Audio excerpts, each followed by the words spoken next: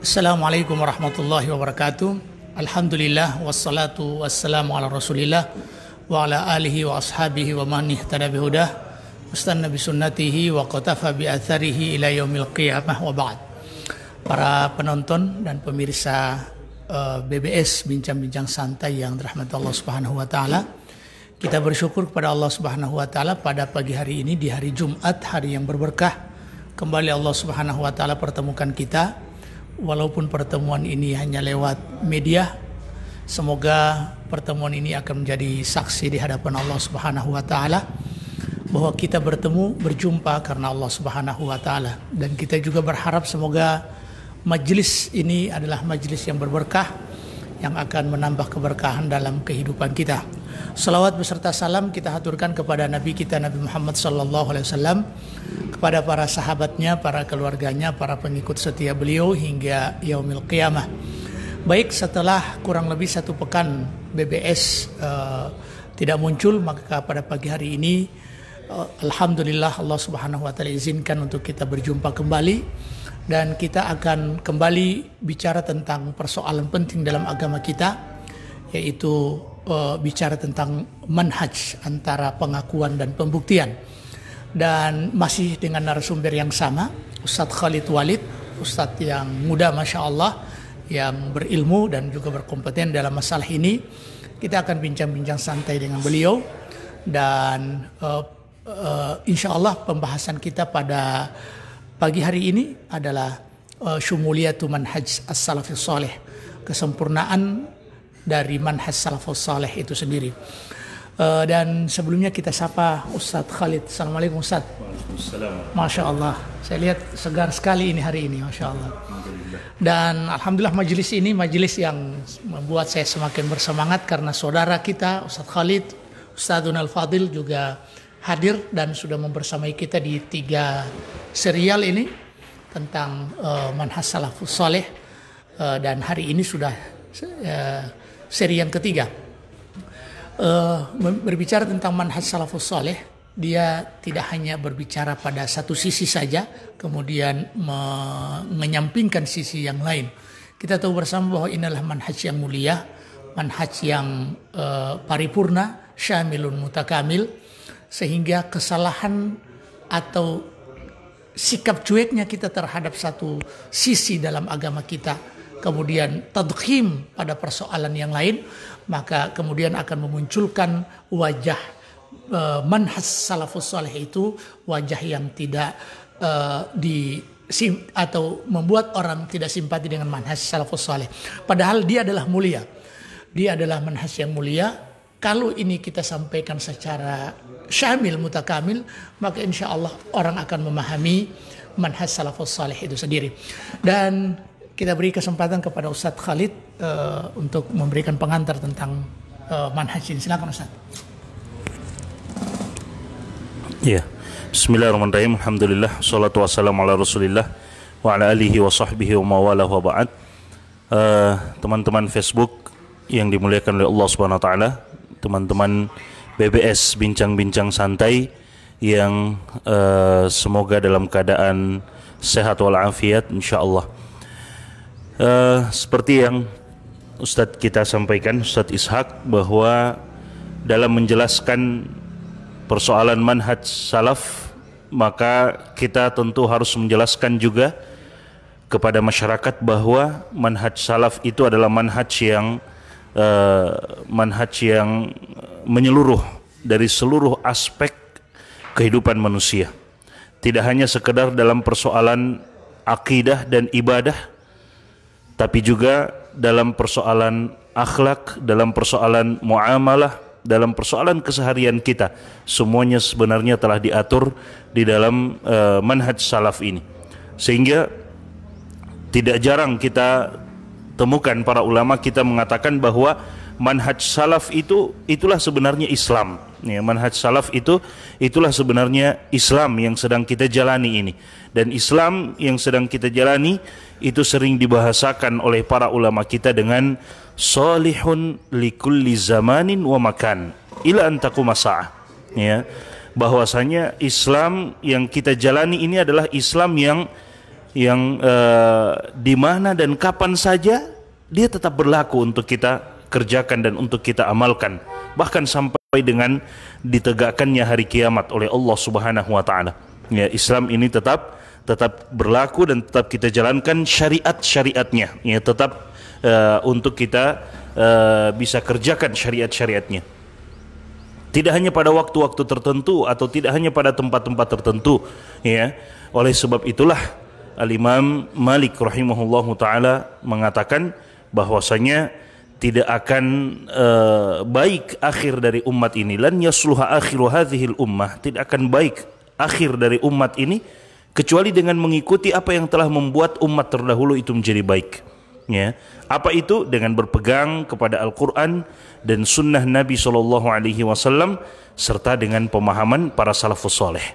Bahkan dalam persoalan sunnah, Al-Imam Malik rahimahullahu ta'ala mengibaratkan sunnah Nabi, ajaran Nabi SAW itu bagaikan kapalnya Nabi Nuh alaihi salam, yang pada waktu itu di kisahnya Nabi Nuh alaihi salam yang Allah gambarkan dalam surat Hud itu, pada waktu itu orang-orang yang tidak mau ikut naik ke atas kapalnya Nabi Nuh alaihi salam tenggelam bersama dengan orang-orang kafir yang mengingkari Nabi Nuh alaihi salam.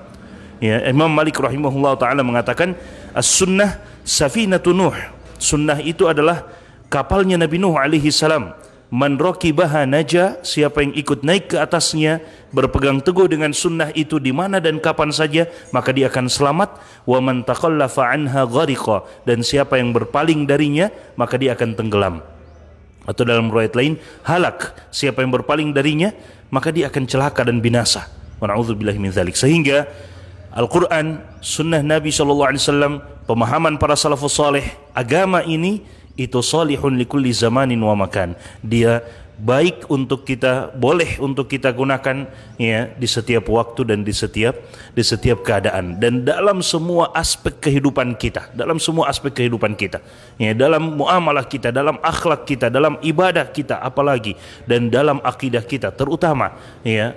Oleh sebab itu teman-teman sekalian yang dimuliakan oleh Allah Subhanahu wa taala, terkadang kita mendapatkan seseorang itu dia sesuai dengan manhaj salaf dalam akidahnya misalnya, tapi terkadang dalam akhlaknya dia menyimpang dari akhlak para salafus soleh terdahulu. Dia menyimpang dari akhlak orang-orang soleh terdahulu, mulai dari Nabi, para sahabat, dan orang-orang yang datang setelah mereka. Akhlaknya tidak sesuai dengan akhlak mereka, maka kita mengatakan bahwa dia bermanhaj salaf dalam masalah akidahnya, tapi dalam masalah akhlaknya dia keliru atau dia menyimpang dalam masalah akidah, dalam masalah akhlaknya, karena dia bertentangan dengan akhlaknya para salafus saleh.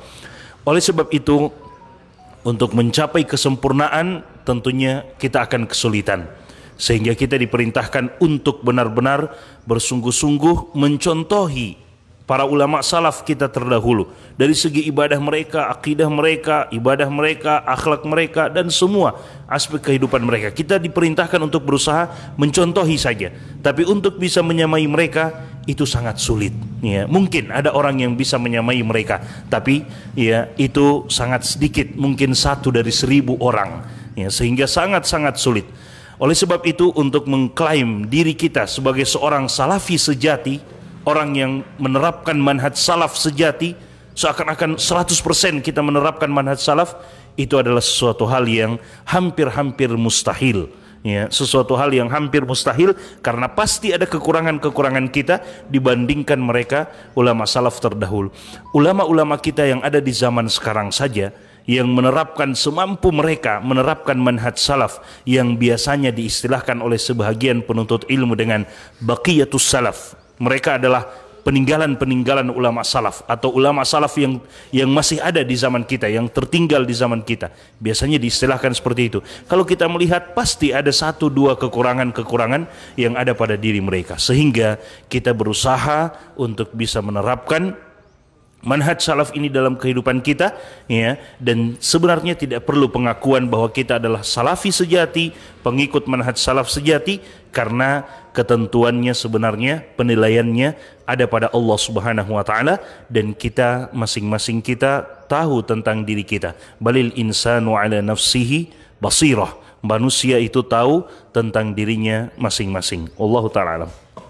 Terima kasih Ustaz atas penjelasannya, baru pengantar tadi, Masya Allah. Dan kami sapa 44 penonton yang kita, ada Pak Ridwan, kemudian ada Abdul Rashid Abu Mursyid, Masya Allah, Alhamdulillah Kabupaten Luwu menyimak BBS. Ahlan wa sahlan Pak Abdul Rashid Abu Mursyid. Jamal Sadiq, Masya Allah, Pinrang Sulsel nyimak, Alhamdulillah. Ada Neti Setiawati Salimi, Bismillah menyimak, Masya Allah. Kemudian Hafid Abu Bakar yang dari Bualemo juga menyimak. Ada Ami Nabil Baladraf, Jum'ah Mubarakah, Masya Allah. Kemudian Nasmil Mangenre, Nasmil Makassar menyimak, Masya Allah. Makassar menyimak Ustaz Nuryadin, ahlan wa sahlan wa marhaban bikuma, ada Nasmil dengan Nuryadin. Kemudian Ustaz Jasri Mohi, Masya Allah, barakallahu fikum Ustaz, wa fikum barakallah. Ada Pak Isra Mustafa, pemain bulu tangkis ya, sekaligus pesepeda ya. Dan beliau ini olahragawan. Assalamualaikum Ustaz. Assalamualaikum warahmatullahi wabarakatuh. Waalaikumsalam warahmatullahi wabarakatuh. Tilong kabila hadir on dime ti Ustaz Botie. Anak kira hulu-huluan talo. On time. Masya Allah. On time Saya kira bahasa Gorontalo ini. Ustaz Botie, alhamdulillah. Rahma Sukma, alhamdulillah saya standby. Ustaz Rahma Sukma, tadi penjelasan tentang manhaj salafus saleh adalah manhaj yang mulia, syamil, sempurna, dan menghadirkan manhaj salafus saleh dengan sempurna ini butuh usaha, butuh ilmu, butuh kejujuran dalam bermanhaj. Dan kita manhaj salaf, terkesan manhaj salaf itu hanya dalam akidah. Memang benar, ini adalah sebuah sentral dalam urusan manhaj salafus saleh, yaitu dalam akidah.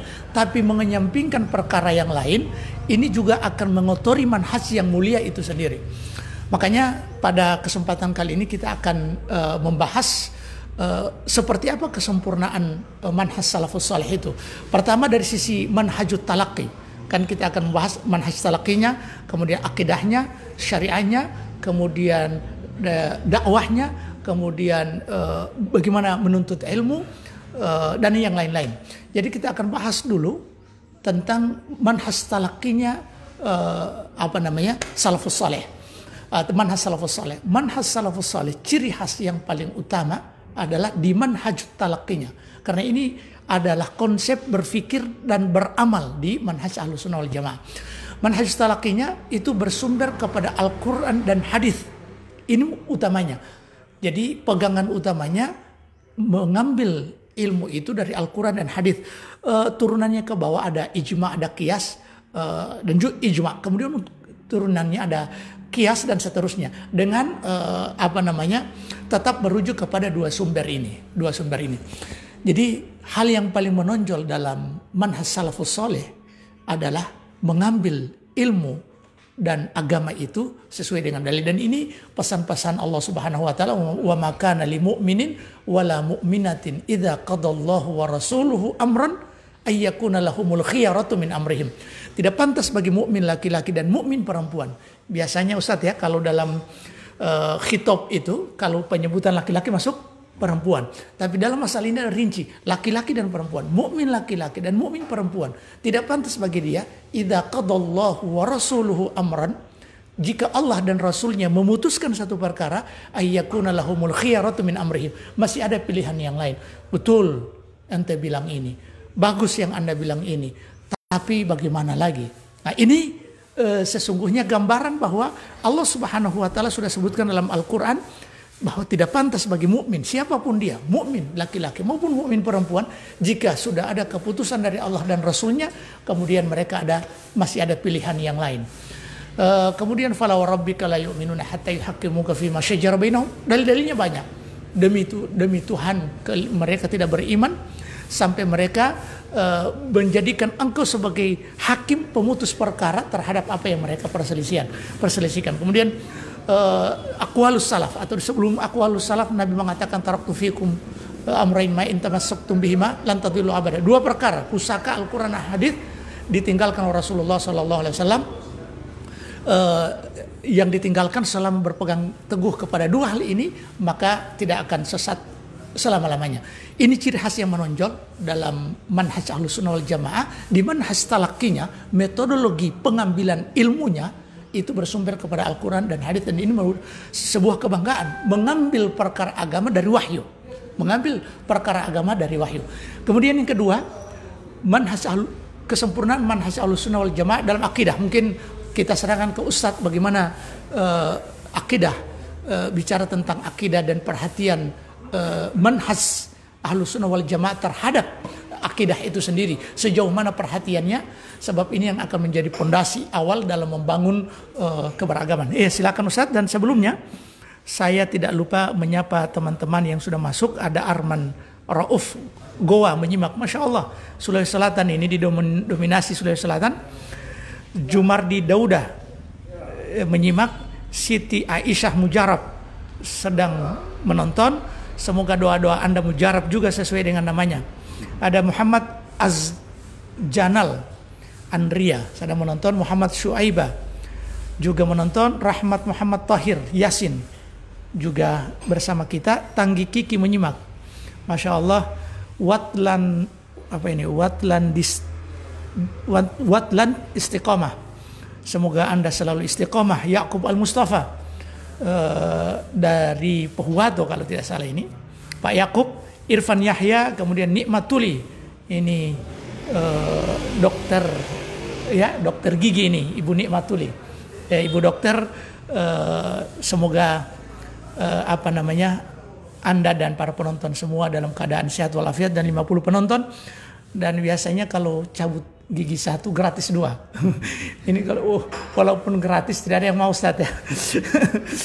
Baik Ustaz, kita ingin bicara, tadi saya sudah beri pengantar bahwa ciri yang paling menonjol dalam akidah, dalam manhaj Ahlussunnah wal Jamaah dari sisi manhaj at-talaqqinya, masdarut talaqqinya adalah Al-Quran dan As-Sunnah dan ijma dengan turunan-turunannya.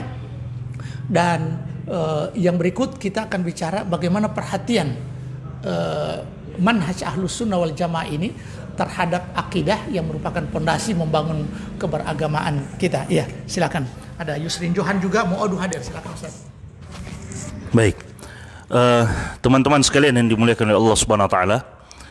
Jadi ini adalah pokok dari agama kita. Ya, persoalan akidah, dia adalah merupakan pokok dari agama kita. Karena selamat tidaknya kita nanti di akhirat itu tergantung dengan selamat tidaknya akidah kita di dunia ini. Ya. Dan tentunya sumber pengambilan akidah yang benar sebagaimana yang ditunjukkan oleh para ulama salaf kita terdahulu dan juga disebutkan dalil-dalilnya dari Al-Quran ataupun hadis Nabi, sumber pengambilan akidah yang benar adalah Al-Quran dan hadis Nabi SAW. Ya, karena syariat ini datangnya dari Allah Subhanahu Wa Taala. Nabi SAW ditugaskan oleh Allah untuk menyampaikan syariat ini, dan kemudian kita umatnya, tugas kita adalah mengamalkan dan meneruskan penyampaian syariat ini kepada orang lain. Sehingga sumber pengambilan dari akidah itu adalah Al-Quran dan Sunnah Nabi SAW, sebagaimana itu merupakan sumber pengambilan agama keseluruhan, ya, terutama dalam persoalan akidah. Siapa yang akidahnya bertentangan dengan Al-Quran dan Sunnah, ya, atau tidak sesuai dengan pemahaman para salaful ummah, maka ini berada dalam akidah yang bisa saja dia menyimpang dari akidah yang benar, ya, menyimpang dari akidah yang benar. Sebagaimana yang hadis yang dibawakan oleh Ustadz tadi, ya, Nabi SAW mengatakan, taraktu fikum syai'ain, ya, aku tinggalkan kepada kalian 2 perkara, ya, lan tadillu ma tamassaktum bihima, tidak akan pernah tersesat selama kalian berpegang teguh dengan keduanya, kitab Allahi wa sunnati, yaitu kitab Allah Subhanahu wa taala dan sunnah Nabi sallallahu alaihi wasallam. Saking pentingnya persoalan akidah ini, ya, Nabi sallallahu alaihi wasallam bahkan menyebutkan, atau kita dapatkan di dalam hadis-hadis ataupun di dalam ayat-ayat Al-Qur'an, teman-teman sekalian, bahwa segala macam dosa yang mungkin kita terjatuh di dalamnya, kemudian kita meninggal membawa dosa tersebut, itu masih punya kemungkinan untuk kemudian Allah mengampuni kita. Ya, masih punya kemungkinan Allah langsung ampuni, atau Allah cuci dulu kita di dalam neraka, kemudian Allah ampuni, kemudian Allah masukkan ke dalam surga. Itu akidah Ahlussunnah wal Jamaah. Seorang yang meninggal dengan dosa besar sekalipun, selama dia bukan kesyirikan, dengan dosa besar sekalipun, maka dia berada di bawah kehendak Allah, tahta masyiatillah. Insya'a azabahu wa insya'a ghafara lahu. Kalau Allah kehendaki, Allah azab dia, Allah cuci terlebih dahulu di dalam neraka, kemudian Allah masukkan ke dalam surga. Dan kalau Allah kehendaki, maka Allah langsung masukkan dia ke dalam surga. Berdasarkan hadis Nabi SAW, ketika seorang hamba datang kepada Allah Subhanahu wa taala, kemudian Allah perlihatkan dan Allah sebutkan dosa-dosa yang pernah dia lakukan. Hal tadhkuru kadza, hal tadhkuru kadza, apakah engkau ingat ini, apakah engkau ingat ini? Maka dia tidak bisa lari lagi, dia mengakui semuanya. Maka Allah Subhanahu wa taala mengatakan, satartuha laka fid dunya wa ana aghfiruha lakal yaum. Aku dahulu menutupi, ya, dosa-dosamu ini dari pandangan manusia, dan sekarang aku ampuni dosa-dosamu, diampuni oleh Allah.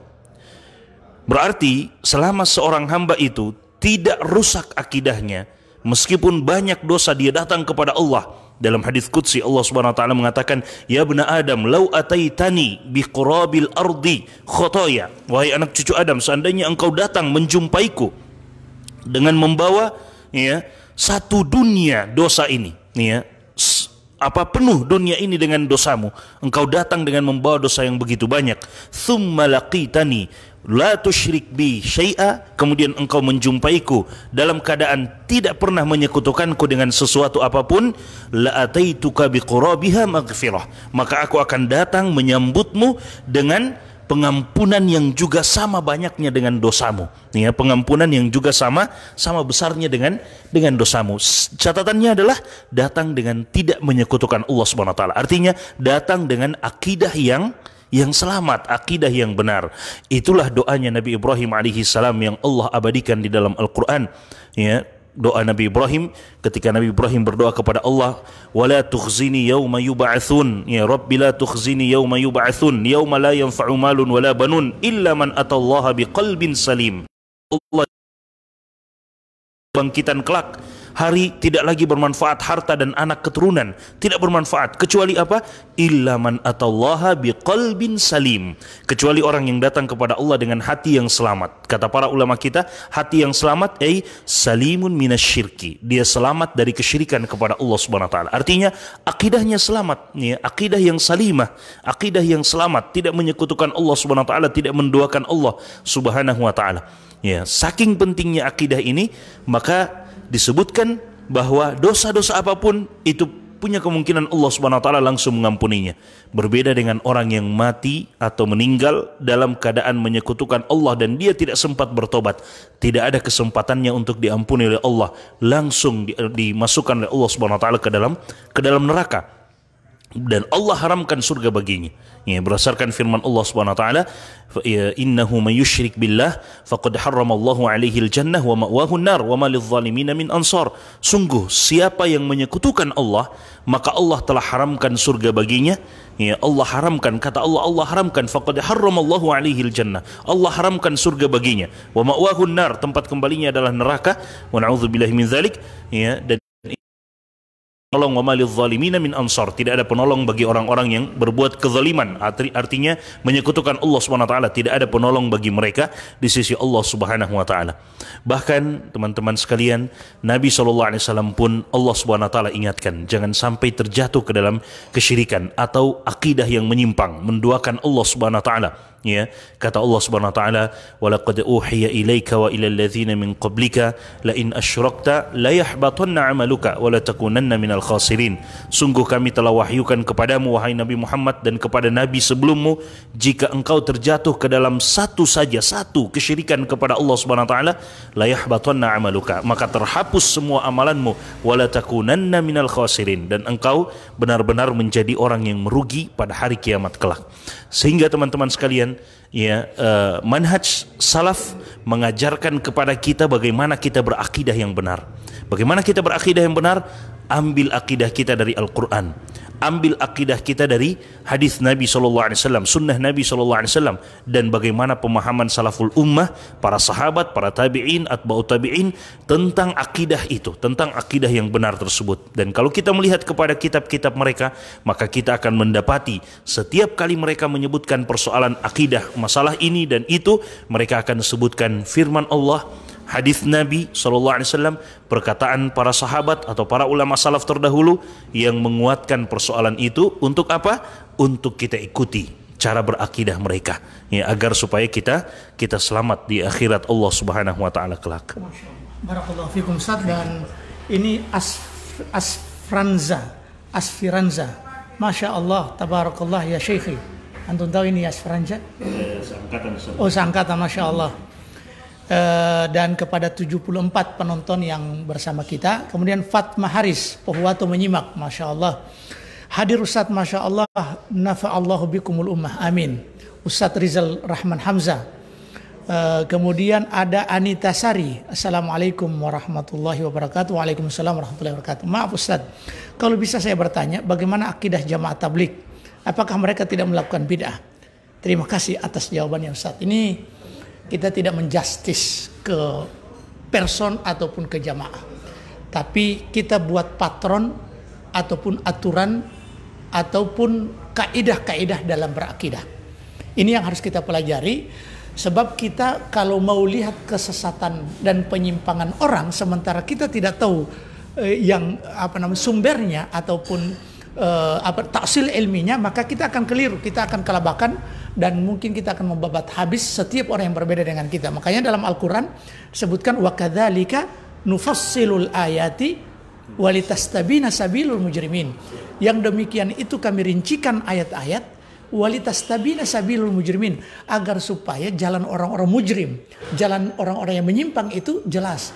Bagaimana bisa jelas? Kita tafsil ayat dulu. Kita akan melihat dan mempelajari yang benar dulu, kemudian melihat yang salah. Nanti dilihat siapapun, ya, dari jamaah manapun atau person manapun, nanti dilihat dengan aturan-aturan baku dalam akidah itu sendiri. Alimuddin Yusuf, Poso hadir Ustadz. Kemudian Widiawati Rahim, kemudian Hendro Abu Umar, Masya Allah dari Bolmong ini. Assalamualaikum, Kota Mubagu hadir dari Kota Mubagu, ya. Owan Mono Arfa, Assalamualaikum warahmatullahi wabarakatuh. Waalaikumsalam warahmatullahi wabarakatuh. Bapak Dr. Rifli Katili, Masya Allah, ahlan wa sahlan, Kepala Dinas Pariwisata ini, ya. Subhanallah, menyimak Ustadz, beliau Masya Allah, kalau bicara dengan beliau itu beliau Masya Allah, senang sekali kalau berbicara dengan beliau, berbicara dengan hati, iya Masya Allah. Franky Arifin Usman sedang menonton. Kisman Nasar dari Sangir Talaut, Masya Allah. Ada Budianto Sidiki. Ini Pak Budianto ini? Budianto. Pak Budi, ahlan wa sahlan Pak Budi, jazakumullahu khairan. Masya Allah, alaikum Syekhil Habib. Jadi tadi penjelasannya Ustadz, bahwa ternyata manhaj salafus soleh itu memiliki konsentrasi penuh terhadap akidah.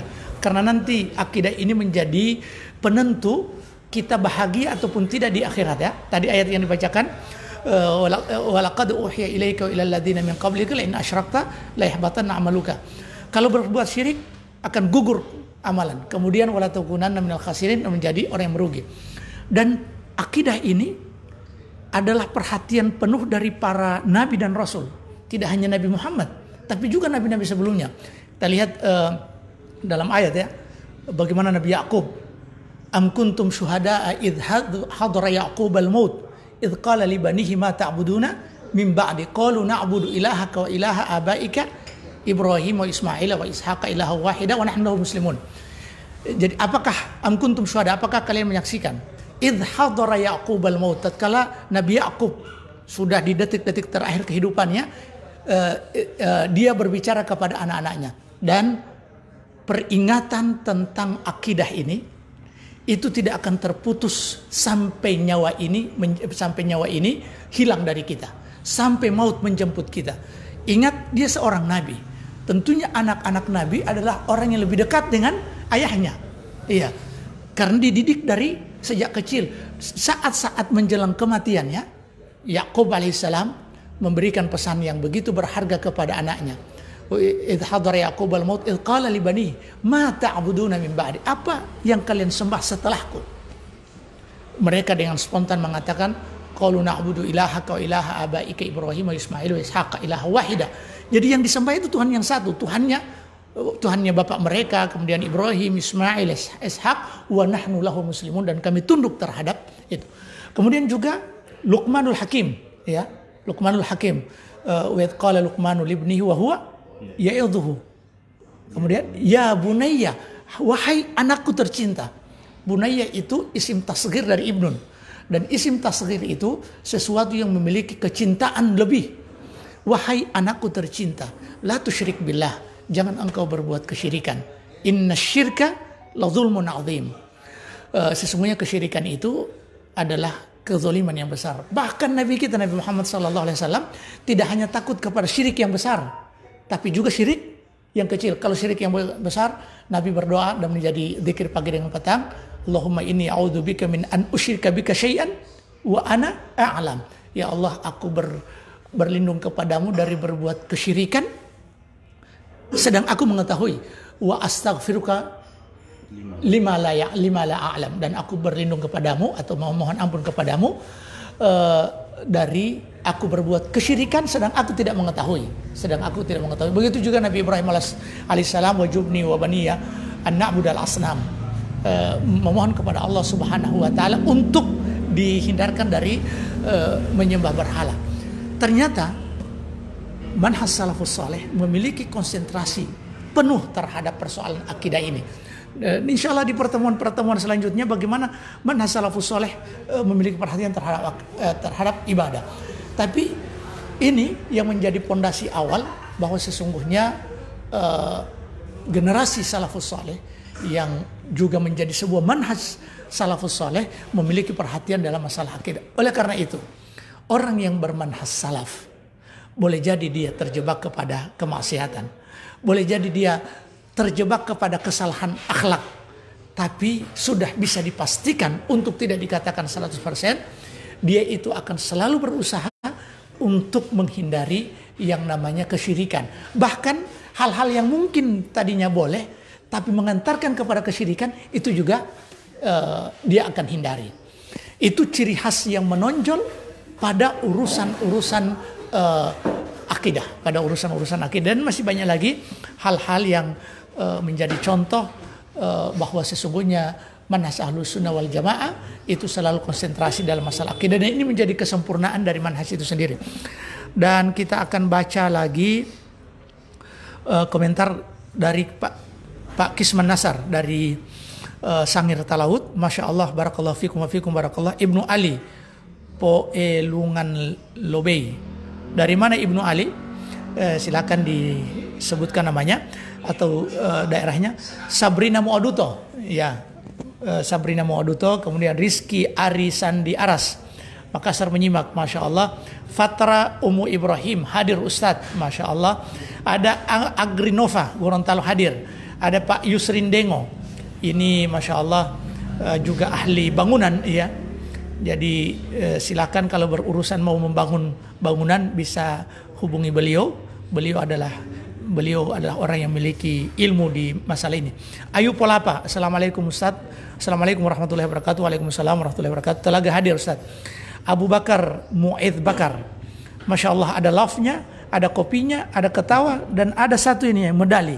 Masya Allah, dua Ustadz pagi-pagi memberi pencerahan, nyimak dari Depok. Masya Allah Ustadz di Depok sekarang, ya, beliau pimpinan Hidayatullah Ustadz di Gorontalo. Ada juga Warkop Jack Kopi, Masya Allah. Abdurrahman Wahid, ini doktor, kalau mungkin sudah doktor ini. Abdurrahman Wahid seangkatan dulu, beliau mengambil dari Medina, kemudian ambil S2 di Ibnu Syud University. Beliau orang Bandung, Kumaha Damang, Ustadz, iya. Gimana kabarnya Ustadz Abdurrahman Wahid? Ini orang cerdasnya di Husnul Khatimah ini, Masya Allah. Saiful Rauf, ya.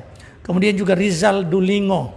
Ada Rifal Kanaa, Fitri Yaning Silagala, Masya Allah, barakallahu fikum Ustadz. Kemudian Muhammad Fandi Hatta, Gorontalo hadir, Masya Allah. Ferry Doang sedang menonton. Pak Ferry, Insya Allah ini jamaah umrah ya, yang selalu upload makanan ini. Saya juga lihat apa namanya di Facebook itu, lihat apa namanya makanan yang disajikan di medsos ya. Muhammad Syarif Jailani Makassar hadir Ustaz, dan 72 penonton yang bersama kita serta Wawan Pendis. Masya Allah. Assalamualaikum Ustaz. Talumola hadir Ustaz. Masya Allah.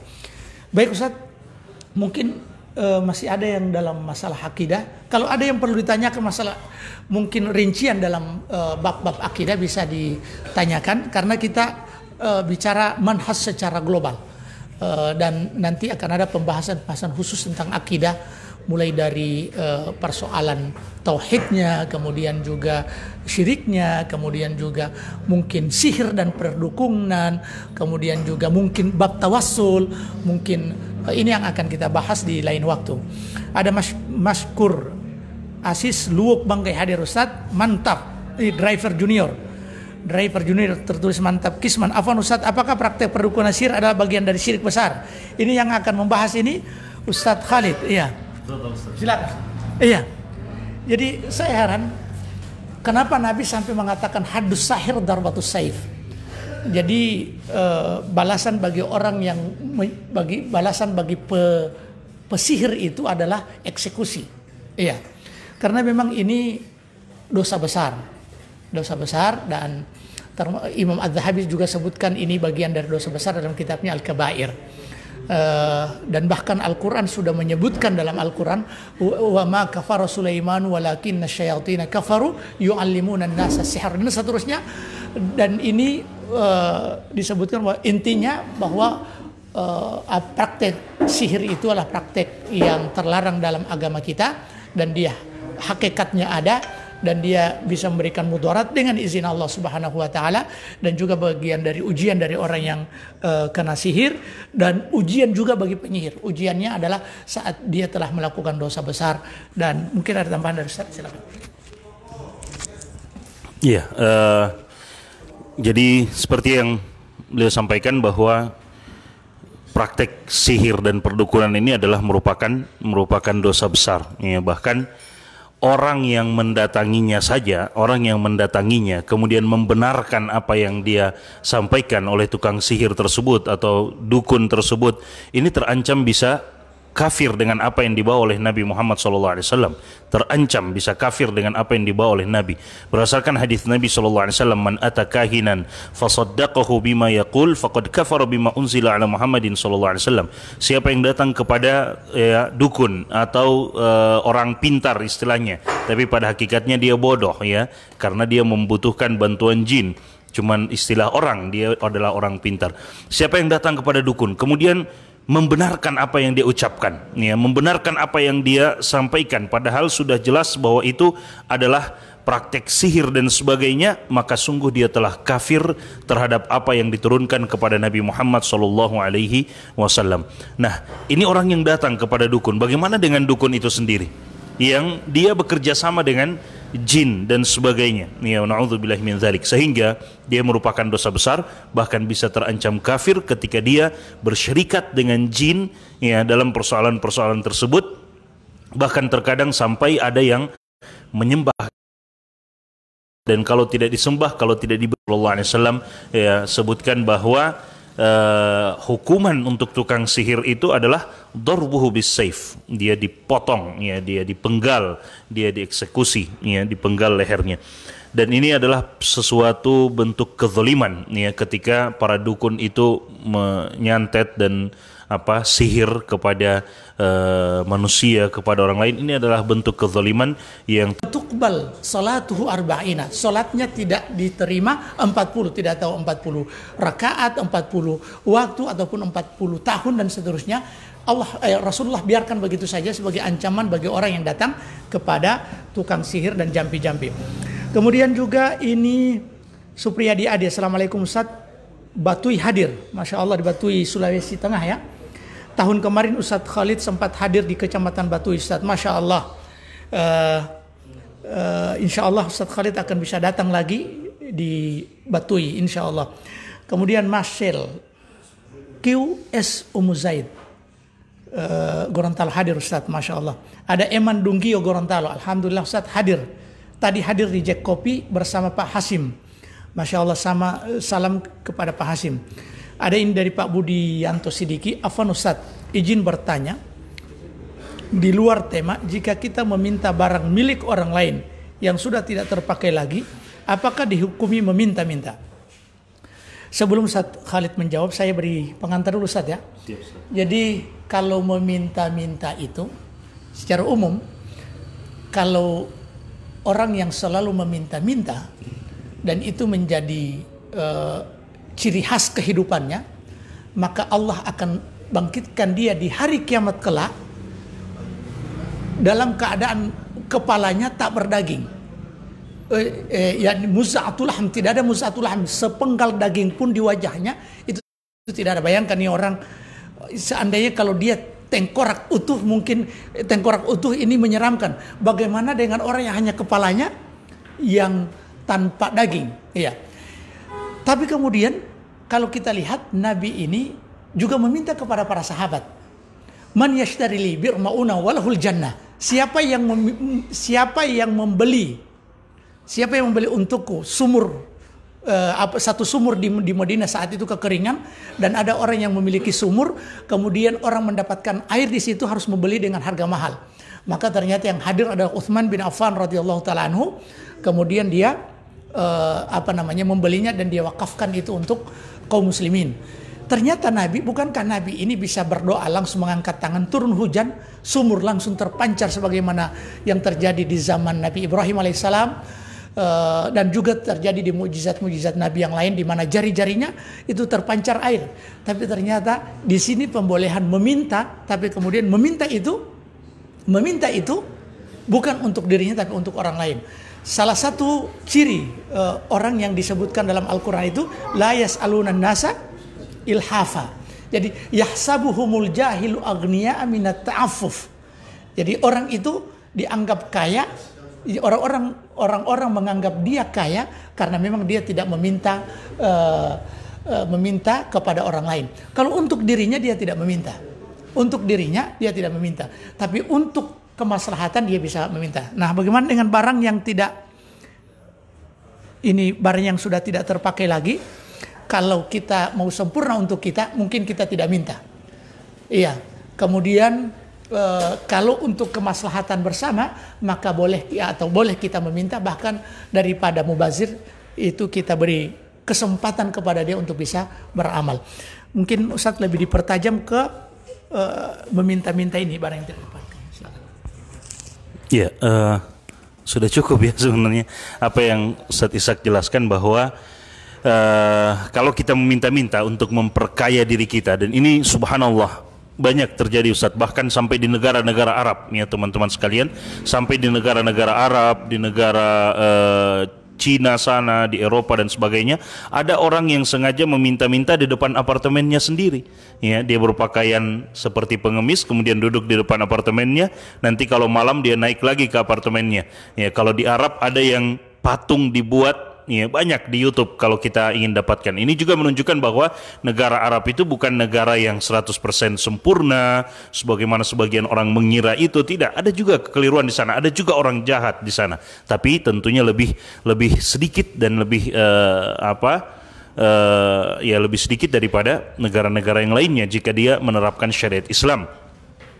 Ada yang sampai membuat patung, kemudian dipakaikan seperti jilbab besar, seakan-akan dia adalah seorang wanita tua bercadar, kemudian diletakkan keranjang di depannya. Setiap orang lewat, masukkan uang ke situ, yang memberikan sumbangan. Nanti tengah malam tidak ada lagi orang, datang pemiliknya dengan mobil yang mewah, diangkat patung itu, dimasukkan keranjang yang berisi uang, dibawa pergi. Ya, ada yang sampai seperti itu. Nah, ini yang Nabi SAW sudah isyaratkan dalam hadis beliau yang Ustaz Ishak sampaikan tadi, man sa'alan nas takathuran, siapa yang meminta-minta kepada manusia untuk memperkaya diri, ya, maka dia akan datang pada hari kiamat, dibangkitkan pada hari kiamat kelak, walaysa fi wajhihi mushatul lahmin, dan tidak ada di wajahnya daging, ya. Jadi tengkorak yang ada yang terlihat dari wajahnya. Wa na'udzubillahi min dzalik. Kenapa?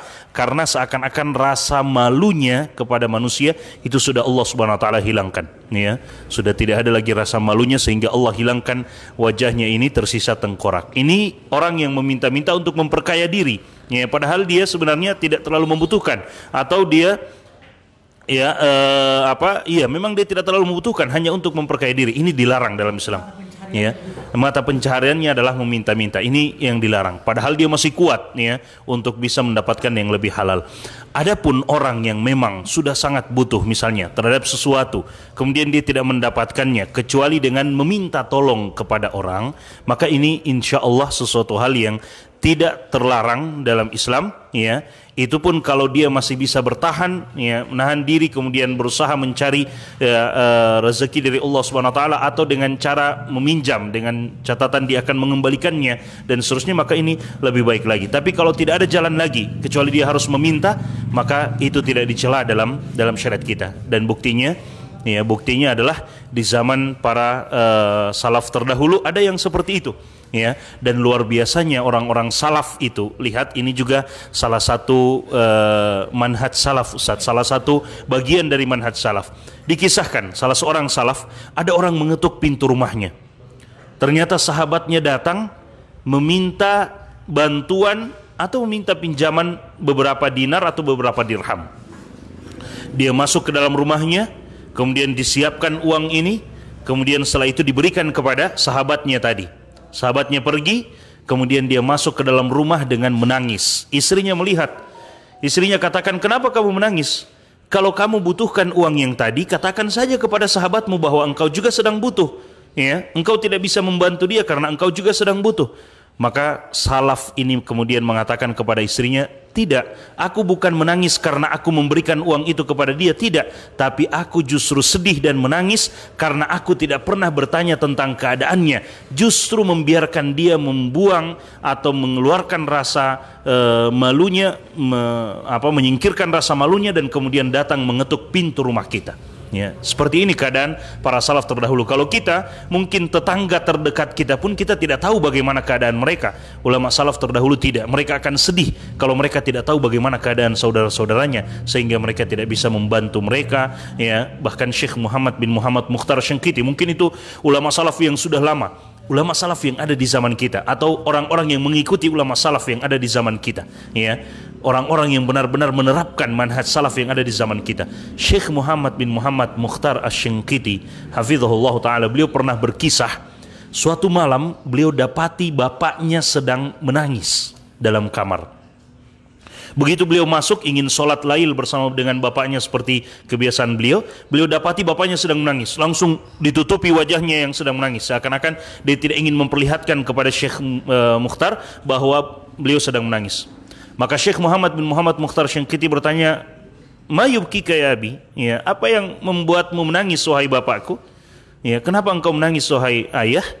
Baru ayahnya ini mengatakan, "Saya tidak menangis, ya. Saya tidak sedang menangis." Artinya sekarang saya tidak menangis. Beliau tidak berbohong, tapi beliau katakan, "Saya tidak menangis." "Tidak, saya melihat engkau menangis tadi."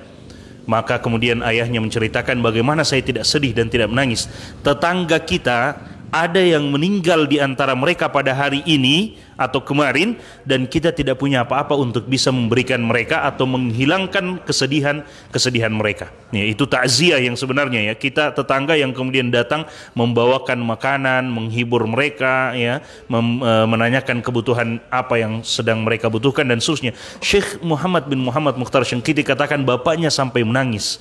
Seperti itu keadaan yang sebenarnya dalam menerapkan manhaj salaf.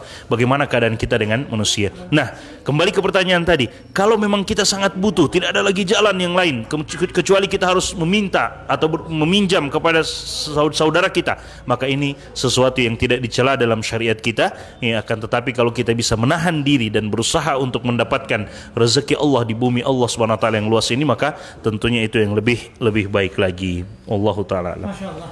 Kalau kisah-kisah salaf yang tadi disebutkan oleh Ustadz, Masya Allah, begitu menggugah, maka saya bawa ke zaman sekarang. Ya, ada kesalahan dalam hal meminta, termasuk meminta bunga, Ustadz. Ini Sekarang ini ibu-ibu diuji oleh Allah dengan kecintaan terhadap bunga yang berlebihan, saking cintanya lupa diri. Iya, minta bunga uti, minta bunga uti. Dan pada akhirnya kan orang itu ketika dia memiliki sesuatu yang dia cintai, dia tidak ingin dilepas. Apa yang dia cintai itu tidak ingin lepas. Wa innahu lihubbil khairi lasyadid. Masalah harta, ini masalah harta, ayat ini bicara tentang harta yang sangat dia suka, lalu kemudian kita minta-minta terus, maka ini akan memberatkan dia. Begitu juga bunga, setiap ibu-ibu pasti cinta bunga. Tiba-tiba begitu bertamu langsung mata tertuju kepada bunga, berminta bunga. Ini juga termasuk yang dilarang, Kemudian juga minta-minta, biasa minta oleh-oleh. Teman yang lagi bepergian, jangan lupa oleh-oleh. La yas'alunan nasa ilhafa.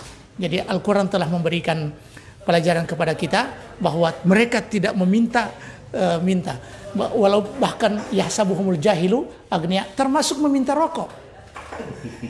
Iya, biasanya ada orang begitu, kalau memang perokok berat, sudah rokoknya tidak boleh, meminta lagi. Ini akan menghilangkan muru'ah. Iya. Dan kepada Ustadz Husni Idrus, ahlan wa sahlan, Ustadzun al-Fadil, Ustadz muda yang energik. Kemudian juga ada Pak Dr. Akram Lakilo. Kemudian ini banyak pertanyaan yang sudah masuk, Ustadz. Sudah berapa menit kita? Kita harus sisakan untuk waktu selanjutnya karena ini serial ya. 50 menit ya. Sekarang ada pertanyaan dari Pak Mujiono Pohi. Ustadz bertanya, apa barometer memasukkan dan mengeluarkan seseorang pada manhaj salaf? Apakah seseorang Islam yang tidak sholat dan melakukan kesyirikan secara jahil bukan seorang bermanhaj salaf?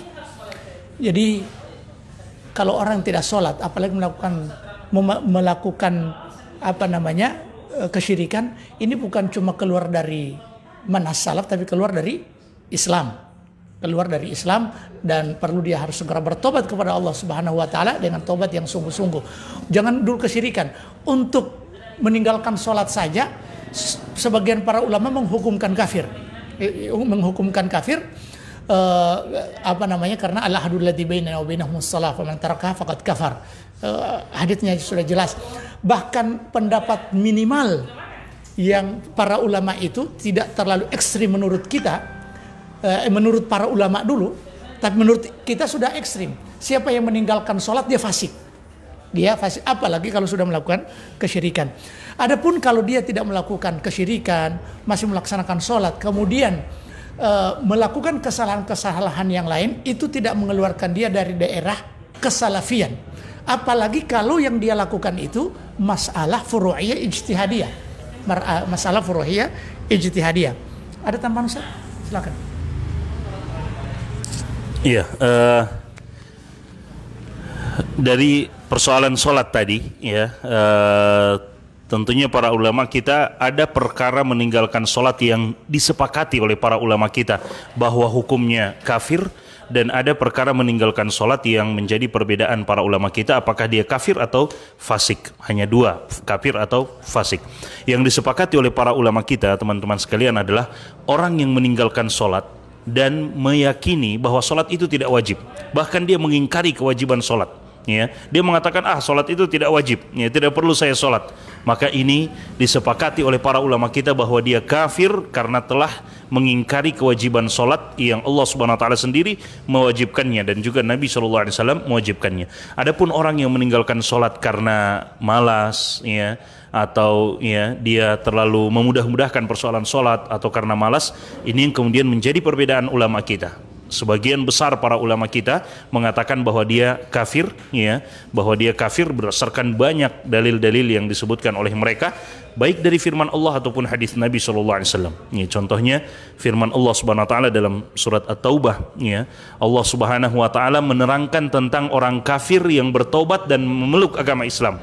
Kata Allah Subhanahu wa taala, "Fa in tabu wa amanu wa aqamus shalah wa atauz zakah fa ikhwanukum fid din." Kalau orang-orang kafir itu mau bertobat, beriman, mendirikan salat, menunaikan zakat, maka mereka menjadi saudara kalian di dalam Islam. Ya, artinya Kalau mereka bertobat tapi mereka tidak mau mendirikan sholat, kata para ulama yang mengambil pendapat pertama ini, kalau mereka bertobat kemudian mereka tidak mau mendirikan sholat, maka mereka belum menjadi saudara kita dalam Islam. Ya, dalam ayat yang lain dalam surat At-Taubah juga Allah katakan kalau mereka bertobat, beriman, bertobat kemudian beriman dan kemudian mendirikan sholat, fakhallu sabilahum, maka biarkan jalan mereka, artinya jangan perangi mereka. Tapi kalau mereka tidak mau mendirikan sholat, maka tetap diperangi. Oleh sebab itu di zaman Nabi SAW dahulu, sebelum peperangan itu dimulai, apalagi kalau Nabi menyerang di waktu pagi, sebelum peperangan itu dimulai, maka mereka akan mendengar terlebih dahulu apakah yang akan diserang ini mengumandangkan azan atau tidak. Jika mereka mengumandangkan azan, berarti mereka mendirikan sholat muslim, jangan diperangi. Tapi kalau tidak terdengar suara kumandang azan, maka mereka akan langsung diperangi karena dianggap mereka bukan muslim. Nah, ala kulli hal, sebagian para ulama yang lain mengatakan tidak sampai kepada kafir, tapi masuk dalam kategori fasik karena meninggalkan sholat secara malas ini bukan bagian dari kesyirikan. Sementara Allah mengatakan dalam Al-Quran, innallaha la yaghfiru asyyraka bihi wa yaghfiru ma duna dzalika liman yasha. Allah tidak mengampuni dosa syirik dan mengampuni dosa di bawah daripada kesyirikan bagi siapa yang Allah kehendaki, termasuk orang yang meninggalkan sholat, sehingga dikatakan fasik. Nah, apakah orang yang meninggalkan sholat dikatakan keluar dari manhaj salaf? Iya, pada posisi itu dia dikatakan keluar dan jauh dari manhaj salaf, karena manhaj salaf adalah orang-orang yang senantiasa menjaga sholat mereka. Maka ketika dia meninggalkan sholat berarti dia jauh dari manhaj salaf. Tapi mungkin akidahnya masih akidah yang benar, akidah yang sesuai dengan manhaj salaf dan seterusnya. Hanya pada kondisi itu dia dikatakan telah jauh dari manhaj salaf. Dia perlu untuk bertobat dan kembali kepada bagaimana salaf menjaga sholat mereka. Saya berikan contoh teman-teman sekalian, ini untuk kita supaya kita punya alasan juga, punya dalil juga kepada sahabat-sahabat kita bagaimana sih keadaan manhaj salaf itu menjaga sholat. Tidak perlu berbicara tentang Nabi, karena kita tahu Nabi sampai bengkak dan membiru kaki beliau dengan sholat. Bahkan beliau selalu menjaga sholat itu. Tidak perlu Abu Bakar Siddiq, beliau menangis dan beliau pingsan tetap sholat. Bagaimana dengan Umar, dalam keadaan ditusuk pun beliau melanjutkan sholat beliau sampai beliau tidak mampu. Dengan sahabat-sahabat yang lainnya, orang yang ada setelah mereka, ya, orang-orang yang datang setelah mereka, atau orang-orang yang dekat zamannya dengan mereka, ya. Contohnya adalah Abdullah bin Zubair, ya.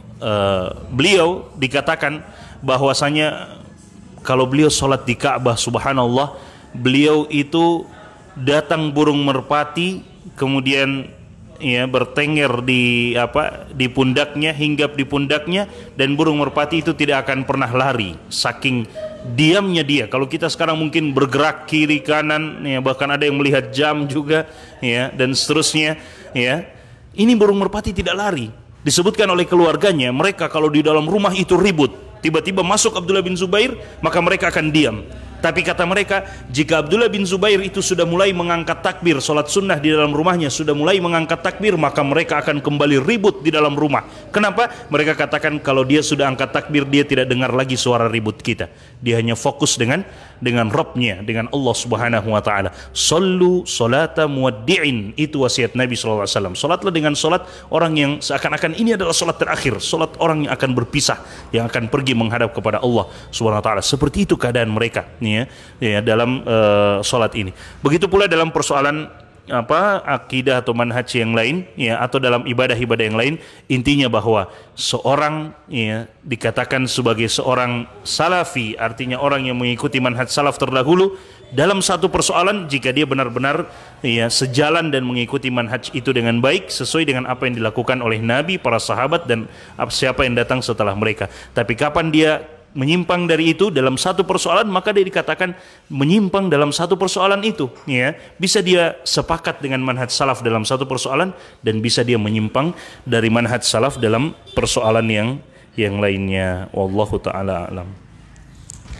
Masya Allah, ini sudah 57 menit 53 detik, ya, dan 81 yang sudah bersama kita. Ini pertanyaan yang mungkin pertanyaan butuh perhatian khusus. Kita akan berikan jawaban khusus kepada Muhammad Suryadi ini. Kita akan berusaha untuk menjawab secara objektif, ya, secara objektif. Ini ada pertanyaan, mau tanya Ustadz, manhaj apa itu namanya yang selalu mengatakan bid'ah? Adakah salaf yang selalu menuduh orang lain bid'ah? Dan lucunya orang tersebut ketika diajak diskusi, mereka tidak mau, tapi mereka ahli dan senang dalam menuduh orang lain bid'ah. Pak Muhammad Suryadi dan para penonton yang ada di rumah, hafidhani wa hafidhakumullahu jami'an, rahimani wa rahimakumullahu jami'an. Semoga Allah Subhanahu wa taala merahmati saya dan kita semua. Kata bid'ah ini adalah kata yang ada dalam agama kita. Kata bid'ah jangan membuat kita alergi. Jangan ketika bid'ah ini disebutkan lalu kemudian kita lari seakan-akan ini adalah sesuatu yang momok, yang menakutkan. Kenapa? Di zaman yang belum ada bid'ah saja, kata ini sudah sering diucapkan oleh Nabi. Apalagi di zaman yang penuh dengan bid'ah seperti ini. Nabi kalau berkhutbah, khutbah Jumat dan khutbatul hajah, ada yang Nabi selalu sebutkan. Jadi biasanya ya ayyuhalladzina amanu taqullaha haqqa tuqatih wa la tamutunna illa wa antum muslimun ya ayyuhan nasu taqu rabbakum dan seterusnya. Kemudian di penggalannya setelah ayat itu Nabi mengatakan ala wa inna kulla muhdatsatin bid'ah wa kulla bid'atin dhalalah wa kulla dhalalatin finnar. Kapan itu? Di banyak orang. Siapa mereka? Adalah orang-orang sahabat-sahabat yang sholat bersama Nabi, sholat Jumat di banyak orang. Yang orang untuk berpikir melakukan bid'ah itu sangat jauh di zaman Nabi. Tapi Nabi sudah peringatkan, andai kita yang hadir saat itu, hadir mendengar Nabi mengatakan seperti itu, mungkin kita menjadi musuh besar Nabi. Nabi, turun dari situ. Kenapa cuma bid'ah-bid'ah terus ini yang mau bilang? Di zaman yang seperti itu saja, Nabi sudah peringatkan khutbatul hajah. Ini namanya, nanti kita bisa lihat khutbatul hajah itu apa, kapan dan di mana momen-momen Nabi menyampaikan khutbatul hajah. Walaupun ini tidak setiap keadaan, tapi paling banyak Nabi menyebutkan khutbatul hajah ini. Jadi struktur berpikir kita harus tahu dulu supaya kita tidak alergi dan langsung antipati terhadap kata ini dan orang yang mengucapkan kata ini. Bahwa kata bid'ah Nabi sebutkan bahkan di depan para sahabat yang di zaman belum ada bid'ah. Kalau sahabat melakukan ini, Nabi yang langsung menegur. Tidak ada, steril dari yang namanya bid'ah. Bahkan ancamannya Nabi. Ala wa inna kulla muhdatsatin bid'ah wa kulla bid'atin dhalalah wa kulla dhalalatin finnar. Ini konsentrasi penuh Nabi untuk mengingatkan umatnya terhadap perkara-perkara bid'ah yang akan menggeserkan agama ini. Kemurnian agama ini tidak akan terjaga kalau kita tidak punya perhatian terhadap bid'ah. Sebenarnya ini yang akan kita bahas di masalah syumuliyatu manhajis salaf, kesempurnaan manhaj salaf dalam masalah ibadah. Tapi karena sudah ditanya dan cara bertanyanya seperti itu, maka perlu ada pelurusan persepsi. Baik, nanti aqwalus salaf, ini Ustadz Khalid banyak perbendaharaan aqwalus salafnya. Tapi ini kaidah awal yang Anda harus ketahui dan kita semua ketahui, bahwa di zaman Nabi kata ini sudah sering terlontar dan terucap kepada orang-orang yang belum melakukan bid'ah. Apalagi kalau orang di tengah komunitas masyarakat yang memang agak jauh dari sunnah Rasulullah SAW. Maka kita jangan alergi dan jangan emosi. Sebagaimana para sahabat saat itu tidak melaksanakan bid'ah, tidak emosi mendengarkan Nabi mengatakan begitu. Saya tidak bisa bayangkan kalau di setiap majelis bid'ah ini selalu disebut, mungkin mau tabu ba'ala Ustaz ya. Orang sudah emosi, tapi sahabat tidak emosi. Ini prediksi Nabi, ke depan akan terjadi yang namanya bid'ah. Oke, kita sepakat Pak Muhammad Suryadi. Di sini dulu kita sepakat supaya kita lebih legowo dan lebih dewasa ketika mendengarkan kata bid'ah diucapkan. Di sisi yang lain, berbicara dan menuduh orang lain ahlul bid'ah butuh ilmu dan butuh kehati-hatian ekstra. Jangan sembarang mengatakan bahwa orang yang melakukan perkara yang menjadi khilafiyah dalam agama, lalu kemudian kita katakan ahlul bid'ah. Contoh, orang yang kunut subuh. Lalu kemudian ini kita katakan orang itu bid'ah, orang itu pelaku bid'ah, maka ini keliru. Karena ini masalah khilafiyah. Apalagi kalau masalah-masalah ijtihadiyah, la yunqadul ijtihadu bi ijtihadin akhar. Ijtihadnya orang lain tidak bisa dipentalkan, tidak bisa digugurkan dengan ijtihad seorang alim.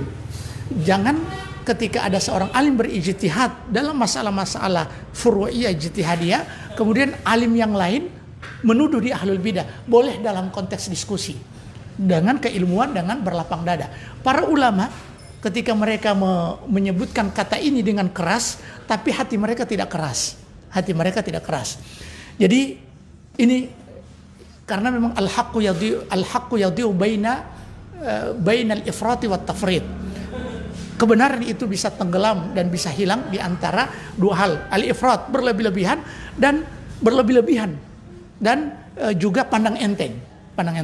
Jadi perkara bidah ini, kembali saya ingin dudukkan kerangka berpikir kita supaya kita lebih legowo mendengarkan kata bid'ah ini, sebab ini mustalah syar'i, istilah-istilah yang Nabi sebutkan berulang kali dan tidak membuat emosi para sahabat karena mereka tahu bahwa ini adalah ini adalah bagian dan konsekuensi dari beriman kepada Nabi Muhammad SAW sebagai utusan dan Rasul Allah Subhanahu wa taala. Kita dengarkan penjelasan Ustadz Khalid dalam masalah ini, dan mungkin kita akan tutup majelis ini dengan penjelasan ini. Dan untuk pertanyaan-pertanyaan selanjutnya silakan ditanya di pertemuan yang akan datang. Ada 96 yang menonton bersama kita. Saya baca dulu Ustadz yang komentar Agung Mangepa, someng makna diperangi, yaitu bagaimana Ustadz? Ya, nanti kita akan bahas itu. Assalamualaikum Ustadz, izin bertanya gimana dengan aliran tasawuf, apa syirik? Sebagaimana kami sampaikan nanti di lain waktu. Iman Rahmat Idris Supit, ya, ini masya Allah, semoga Allah Subhanahu wa taala segera memberkahi antum dan semoga antum bisa hidup bahagia bersama keluarga insya Allah. Ada Ifai Randis, ada Anas Sulondalo, Sorong Papua Barat, terlambat nyimak Ustaz, barakallahu fikum. Antum masih mendapatkan 1 rakaat, berarti masih berjamaah. Ada Nabil Baladraf, ada Abdul Hamid Baladraf, masya Allah, Ami sedang menonton. Rifal Laya, ada juga Ami Khalid, masya Allah. Abdurrahman Abu, Febri Setiawan. Ini bagaimana tanggapan Ustaz tentang pertanyaan dari Muhammad Suryadi? Ya, benarkah salaf itu memiliki perhatian terhadap yang namanya bidah? Silakan Ustaz. Iya, masya Allah. Ini juga merupakan bentuk perhatian ya kepada Pak Muhammad Suryadi. Alhamdulillah, artinya beliau sudah mau ikut bergabung ya, menyaksikan ini. Mudah-mudahan ada manfaat yang bisa kita dapatkan bersama Pak Muhammad Suryadi. Pertama, yang saya tanggapi dulu dari perkataan beliau. Dan lucunya orang-orang tersebut ketika diajak diskusi mereka tidak mau, tapi mereka ahli dan senang dalam menuduh orang lain bid'ah. Pak Muhammad Suryadi dan siapapun yang mendengarkan bahwa mungkin ada orang-orang di sana, para pemuda-pemuda yang lagi semangatnya mengenal sunnah Nabi SAW, kemudian setiap apa yang berbeda dengan apa yang mereka kenal, kemudian mereka langsung mengatakan itu sesuatu yang baru, itu sesuatu yang bid'ah dan seterusnya. Mungkin ada di sana, kemudian diajak diskusi, mungkin mereka tidak mau karena mereka tahu diri bahwa mereka tidak punya ilmu, hanya mereka dengar saja bahwa itu bid'ah. Mungkin ada seperti itu, dan belum mereka dengarkan ternyata ada pendapat-pendapat ulama yang lain. Semestinya dalam perkara seperti itu kita harus melihat, jika dia memang orang yang baru kenal dengan dakwah atau dengan sunnah Nabi SAW dan belum pernah ya menyentuh dan membaca perkara-perkara yang lain yang berkaitan dengan itu, maka mungkin kita bersabar saja ya, berlapang dada ya, bukannya dia tidak mau berdiskusi, mungkin dia belum siap dan seterusnya. Adapun para yang kita anggap ustadz tinggi, ustadz besar yang menyampaikan ini bid'ah, diajak diskusi, kemudian mereka tidak mau, maka sesungguhnya cuma ada 2 kemungkinan. Entah mereka tidak mau berdiskusi karena hanya akan membuang-buang waktu saja, karena diskusi yang akan kita lakukan mungkin bukan diskusi untuk mencari kebenaran ya, tapi diskusi untuk memperkuat apa yang kita pegang, atau diskusi untuk memperlihatkan bahwa yang kita pegang ini adalah benar kita yakini misalnya, dan itu terbukti setelah diskusi tidak ada orang yang mau mengalah dengan apa yang sedang mereka diskusikan, tidak ada titik temunya, ya, tidak ada titik temunya, masing-masing mau berpegang dengan pendapatnya masing-masing, padahal sudah dibantah habis-habisan dengan dalil-dalil yang jelas, tapi juga tetap lari dan tetap menolak. Nah, ini yang menyebabkan sebahagian dari para ustadz mungkin tidak mau berdiskusi. Atau yang kedua, seperti yang dikatakan oleh Imam Malik rahimahullah ta'ala, ketika datang seseorang mengajak Imam Malik kemudian untuk berdiskusi, maka Imam Malik mengatakan kepadanya, cari orang yang masih ragu tentang agamanya seperti dirimu. Amma nahnu fanahnu 'alal yaqin min dinina. Adapun kami berada di atas keyakinan terhadap agama kami. Artinya, kalau kamu mau ajak orang berdiskusi, kata Imam Malik, maka seakan-akan kamu sedang ragu dalam persoalan agamamu. Ya, sedang ragu artinya ragu bagaimana? Ragu apakah kamu yang benar atau saya yang benar, sehingga kamu mengajak saya untuk berdiskusi. Kalau kamu yakin dengan agamamu, maka semestinya kamu tidak mengajak saya untuk berdiskusi, ya, berpegang teguh dengan keyakinan tersebut. Seperti itu maksud dari Imam Malik, sehingga Imam Malik mengatakan, cari orang yang masih ragu terhadap agama seperti dirimu. Adapun kami sudah berada di atas keyakinan. Kenapa beliau yakin? Karena beliau yakin Al-Quran, sunnah Nabi SAW. Nah, ketika kita ingin mengajak seseorang untuk berdiskusi, apalagi persoalan manhaj, persoalan akidah dan seterusnya, cobalah kita lihat terlebih dahulu apa yang kita yakini. Apakah itu sudah sesuai dengan apa yang Allah turunkan, Nabi bawa, ataukah tidak? Ya, jangan sampai kita, na'udzubillahi min dzalik, hanya dipermainkan oleh syaitan. Jangan sampai kita hanya dipermainkan oleh syaitan sehingga kita menganggap apa yang kita lakukan itu benar. Ya, seperti keadaan Ratu Balqis dan pengikutnya. Fazayyana lahum syaitanu a'malahum. Syaitan memperindah apa yang mereka lakukan sehingga mereka menyangka itu adalah sesuatu yang benar. Sudah dikirimi surat oleh Nabi Sulaiman alaihi salam dan seterusnya. Mereka justru mengatakan kepada Ratu Balqis, ayo kita perangi dia. Tapi tidak, Ratu Balqis datang dengan hati siap ingin menerima kebenaran jika itu benar. Datang dan ternyata mendapatkan hidayah di hadapan Nabi Sulaiman alaihi salam. Nah, kalau kita datang dengan hati yang siap ingin menerima hidayah, mana itu yang benar? Jika memang benar firman Allah, sabda Nabi SAW dan perkataan ulama salaf, maka kenapa kita harus menolaknya? Ya, bukankah itu ilmu yang sebenarnya? Al-ilmu qala Allahu qala rasuluhu wal ijma'u fajhad fihi. Mal ilmu nasbaka lil khilafi safahatan bainar rasuli wa bainar ra'yi faqihi. Ya, para ulama kita mengatakan ilmu itu adalah firman Allah, sabda Nabi, dan perkataan para ulama salaf atau ijma' para ulama salaf, kesepakatan para ulama salaf. Bukan dikatakan ilmu jika kita membenturkan perkataan Nabi dengan perkataan orang biasa. Nabi SAW sudah mengatakan, kemudian kita katakan tapi kan begini, tapi kan begini. Itu bukan ilmu, itu namanya membantah atau membangkang. Na'udzubillahi min dzalik. Sehingga di zaman Nabi saja, Abdullah bin Umar radhiyallahu ta'ala anhu, ketika ditanya tentang satu persoalan, dijelaskan. Kemudian orang yang bertanya mengatakan, tapi kan Abu Bakar berkata begini, Umar berkata begini. Maka Abdullah bin Umar marah.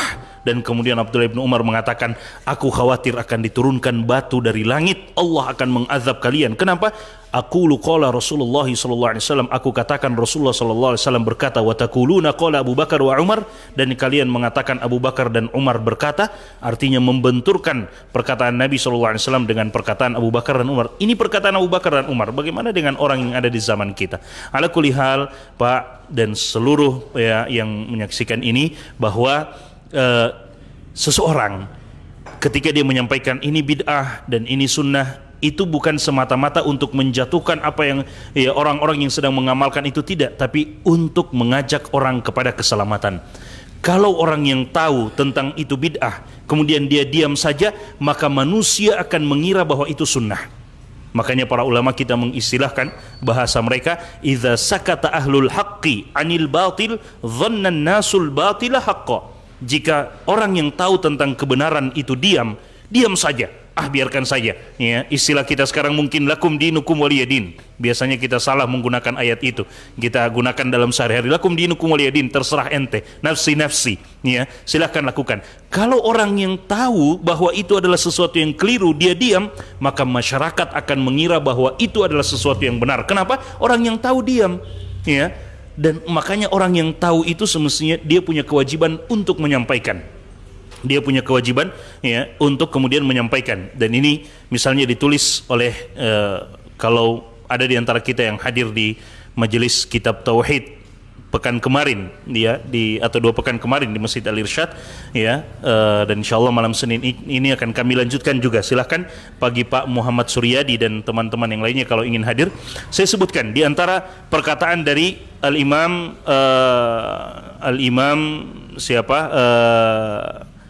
Al-Amir ya, Al-Amir As-Sun'ani, Imam As-Sun'ani rahimahullahu taala, yang hidup sezaman dengan Syekh Muhammad bin Abdul Wahhab rahimahullahu taala. Beliau dalam kitab beliau ya, beliau tuliskan di muqaddimah. Kenapa beliau menulis kitab yang persoalannya beliau bahas tentang kesyirikan, bagaimana orang terjatuh ke dalam kesyirikan dan seterusnya. Di awal dari kitab itu beliau katakan, ketika beliau melihat kesyirikan-kesyirikan terjadi, beliau mengatakan wajib bagi saya, kata beliau ya, fata'ayyana alayya ya tasnifuhu, kata beliau, aku wajib untuk menulis ya, dan merangkumkan atau menulis ya kitab ini untuk menjelaskan kepada masyarakat ya. Jadi orang yang tahu tidak boleh diam, dia tidak boleh diam. Sebagaimana Nabi SAW ketika melihat kemungkaran, dia sampaikan kemungkaran itu adalah kemungkaran, untuk dia sampaikan untuk masyarakat agar bisa terselamatkan dari hal-hal tersebut. Nah, tentunya ini ada dhawabitnya ya, tentunya ini ada aturan-aturan mainnya, sebagaimana yang Ustadz Ishak sampaikan. Untuk kita yang mendengarkan persoalan itu, maka jangan langsung kita kemudian marah, sedikit-sedikit bid'ah, tidak, tapi kita cerna dengan baik dulu ya. Jangan sampai apa yang disampaikan itu ternyata memang benar ya, dan kemudian kita hanya karena keegoisan kita, wa na'udzubillahi min dzalik, sehingga kita menolak kebenaran itu, padahal nanti akan jadi penyesalan kita di hari kiamat kelak. Ini yang dikhawatirkan. Nah, nasihat saya kepada diri saya dan kepada kita semuanya, bahwa ketika kita mendengarkan ucapan-ucapan bid'ah itu, tolong diteliti terlebih dahulu, tolong dilihat terlebih dahulu, tolong dicerna terlebih dahulu. Apakah yang dia sampaikan ini memang berdasarkan dari sumber yang benar, Al-Quran, hadis Nabi, sesuai dengan pemahaman para salafus soleh? Maka jika seperti itu, tidak ada alasan sebenarnya bagi kita untuk menolaknya ya. Kalau kita menolaknya, maka na'udzubillahi min dzalik, kitalah orang yang Nabi SAW maksudkan dengan orang yang sombong pada hakikatnya. Kata Nabi SAW, orang yang sombong itu bukan orang yang membaguskan pakaiannya, membaguskan sendalnya, tidak. Orang yang sombong itu, kata Nabi SAW, adalah orang yang menganggap remeh manusia lain dan orang yang menolak kebenaran. Orang yang menyampaikan ini bid'ah bukan dia menganggap remeh orang lain, tidak, tapi justru dia punya hati yang baik, artinya ingin menyelamatkan orang itu, dari kebid'ahannya, dari kekeliruannya, sehingga dia menyampaikan. Dan orang yang dia sampaikan itulah yang kemudian dilihat. Kalau dia sudah yakin itu benar kemudian dia tolak begitu saja, maka berhati-hati, jangan sampai ada kesombongan dalam diri kita sehingga kita menolak kebenaran dan kita tetap mengikuti apa yang kita yakini, padahal kita sudah tahu bahwa itu keliru dan salah, tetap kita bersikeras untuk mengikutinya ya. Wallahu taala a'lam. Masya Allah, ilmu yang begitu banyak yang beliau curah, insya Allah kita bisa mengambil kesimpulan. Dan saya akan sederhanakan pertanyaan dari Muhammad Suryadi tadi, bahwa istilah bid'ah ini adalah mustalah syar'i. Artinya istilah yang tidak mengada-ada. Andai kata bid'ah ini tidak disebutkan oleh Nabi, maka hari ini orang tidak akan bicara tentang yang namanya bid'ah. Tapi ini mustalah syar'i, istilah yang Nabi sebutkan dan sering diucapkan oleh Nabi. Dan mungkin kita tahu bersama bahwa Nabi tidak akan mengucapkan satu kata yang kata itu cuma kosong belaka. Ini adalah sebuah prediksi Nabi bahwa di tengah umatnya ini akan melakukan yang namanya bid'ah. Bahkan termasuk ancaman Nabi ketika ada orang yang mendekat kepada haud telaga, kemudian Nabi panggil orang-orang untuk minum di air telaga, yang setelah minum itu tidak akan merasa haus selama-lamanya, padahal perjalanan masih panjang. Kemudian diusir atau orang datang, kemudian dia katakan, ini umatku. Dia katakan, tidak, innaka la tadri ma ahdatsu ba'dak, sesungguhnya engkau tidak mengetahui apa yang mereka rubah-rubah setelah kamu.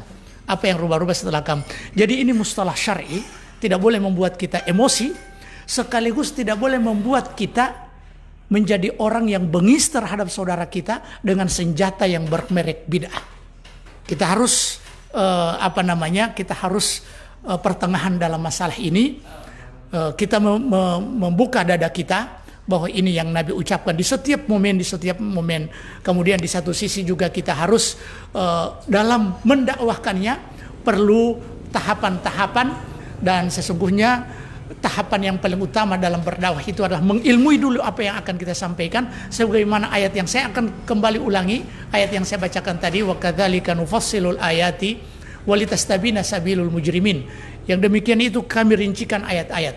Kita baca dulu, kita pelajari dulu, walitastabina sabilul mujrimin, agar supaya jalan orang-orang mujrim, orang-orang yang durhaka, orang-orang yang menyimpang itu bisa kita ketahui.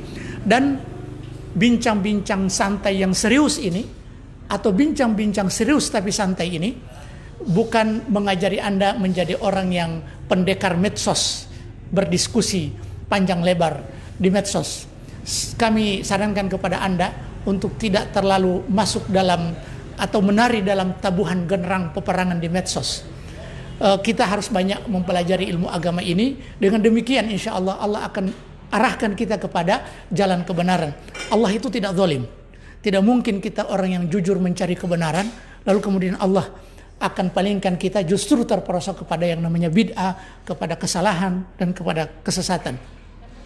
Dan karena ini sudah 1 jam 19 menit 37 detik, dan ini khilaful adah, ini tidak biasanya sudah lebih seperti ini. Dan kepada 103 penonton yang masih bersemangat, insya Allah jawaban pertanyaan-pertanyaan akan kita jawab pada part selanjutnya. Dan mohon maaf bila ada kekeliruan dalam penyampaian kami ini, itu kembalikan kepada diri kami sendiri, karena ini memang kita sebagai manusia biasa tidak akan pernah luput dari yang namanya salah dan dosa. Dan bila ada kebenaran terlontar lewat lisan ini, itu semua datang dari Allah Subhanahu wa taala. Dan kami ingatkan, jangan sampai kita termasuk orang yang sombong. Hadis yang dibacakan tadi, al-kibru batarul haqqi wa ghamtun nas, kesombongan yang hakiki itu adalah menolak kebenaran dan menghinakan manusia. Baik, untuk kesempurnaan majelis ini, ya, mungkin Ustaz, siapa yang ingin datang? Siapa ingin setiap hari di sini? Iya, siapa yang ingin datang silakan datang di Jack Kopi. Tapi permasalahannya Ustaz, waktunya tidak menentu. Tapi kalau sudah ada yang dekat-dekat bisa langsung datang ke sini. Dan kepada Nanang Ibrahim, ini yang belum ya, Adityo yang bergabung dari Surabaya, Rahmat Rahman, Masya Allah, Barakallah fikum, wafikum barakallah. Abu Ahmad Fauzan Akhiruddin, Alhamdulillah, Pulau Bunyu, nyimak Ustaz. Di mana ini Pulau Bunyu? Pulau Bunyu.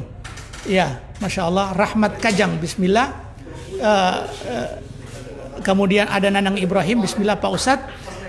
Ada Nini Matuli.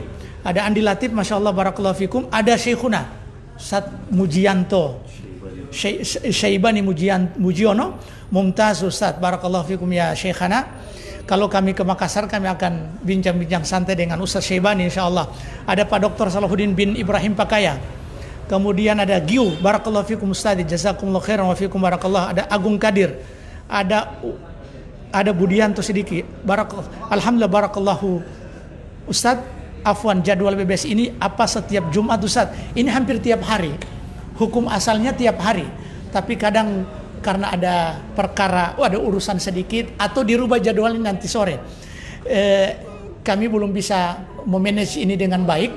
Insya Allah ke depan kita akan bisa manage dengan baik waktu, pematerinya dan lain-lain. Dan insya Allah Pak Budi juga kami akan undang untuk BBS pada perkara-perkara yang Anda memiliki kapasitas di situ insya Allah. Ada Yusman Kadir, ada Ismet Yani Panigoro, Barakallahu fikum. Muhammad Haswar Hasan, Masya Allah, masih mau dengar tapi habis Ustaz. Ya, Alhamdulillah. Alimuddin Yusuf, Barakallahu fikum. Ada Fit Alamri. Baik Ustaz, kita akan akhiri perjumpaan kita di pagi hari ini dengan mengucapkan doa kafaratul majlis. Subhanakallahumma bihamdik, asyhadu an la ilaha illa anta, astaghfiruka wa atubu ilaik. Wassalamualaikum warahmatullahi wabarakatuh.